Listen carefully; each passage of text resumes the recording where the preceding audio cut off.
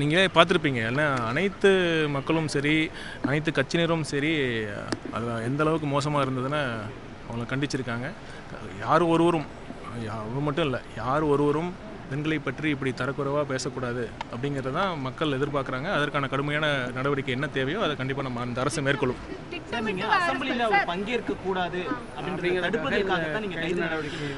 ஒருவேளை அவர் இல்லை பங்கேற்கக்கூடாதுன்னு இப்போ அசம்பிளி செஷன் இப்போ வரப்போகுதுன்னு தெரியும். ஒருவேளை பங்கேற்கக்கூடாதுன்னு அவர் தான் திட்டமிட்டு இப்படி பேசினாராங்கிற சந்தேகம் தான் எங்களுக்கு தோணுது.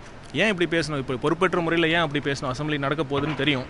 இந்த மாதிரி யாருமே அவரை சப்போர்ட் பண்ண முடியாத அளவுக்கு ஏன் அப்படி அசம்பிளி நடக்கிறதுக்கு முன்னாடி ஏன் அப்படி பேசணும்? அவர்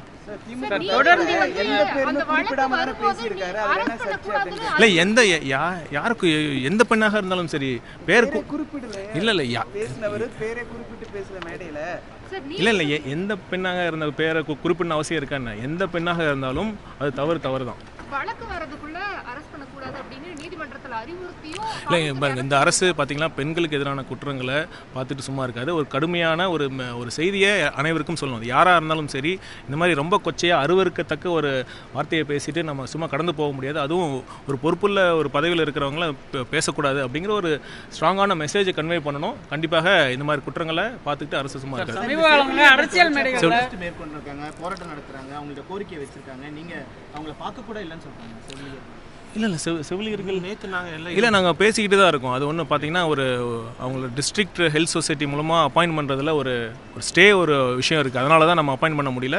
கண்டிப்பாக அதை அட்ரஸ் பண்ணிகிட்டு இருக்கோம். கூடிய விரைவில் அவங்களுக்கான போஸ்டிங் பணி நியமனமும் எப்படி பண்ண முடியும் நம்ம அது போனோம். சார், அரசியல் போராட்டங்களில் எந்த ஒரு கருத்து சொல்வதாலும் பெண்களை முன்வைத்து அவர்களை இழிவுபடுத்தக்கூடிய கருத்துக்களை அதிக அளவில் இப்போ பேசிகிட்டே இருக்காங்க. இல்லை அதற்கு ஒரு முற்றுப்புள்ளி வைக்கணும் தான். இந்த மாதிரி பண்ணக்கூடாது. அரசியலாக தான் பேசணும். அரசியல் ரீதியாக நம்ம என்ன வேணாலும் கருத்துக்கள்லாம் பேசலாம். இந்த மாதிரி ஒரு சாஃப்ட் டார்கெட்டாக அப்படி பேசக்கூடாது. ஒரு கவனத்தை ஈர்க்கிறதுக்காக அப்படி பேசக்கூடாது. கண்டிப்பாக இதை பார்த்துட்டு பெண்களை பற்றி இழிவாக பேசுறவர்களுக்கான ஒரு எச்சரிக்கையாக நிச்சயமா நன்றி. இன்றைய போராட்டத்தில் பொதுமக்கள் தாக்கப்பட்டிருக்காங்க. மருத்துவமனைக்கு செல்லக்கூடிய மருத்துவ பணியாளர்களையும் சரி பொதுமக்களை திமுகவினர் தாக்கியிருக்காங்க. இதை இல்லை பார்த்தீங்கன்னா பொது சொத்துக்கு சேதம் விளைவிக்கக்கூடிய அவங்க செயலில் ஈடுபட்டாங்கன்னா கண்டிப்பாக கடுமையான நடவடிக்கைகள் அந்த எந்த விதத்தில் அவங்க எந்த அளவுக்கு அந்த பொது உடைமைகளை சேதப்படுத்தியிருக்காங்களோ அதற்கான அபராதம், அதற்கான தொகை கண்டிப்பாக அதில் வசூலிக்கப்படும். ப்ளஸ் அதற்கான வழக்குகளும் பதியப்படும். நன்றி.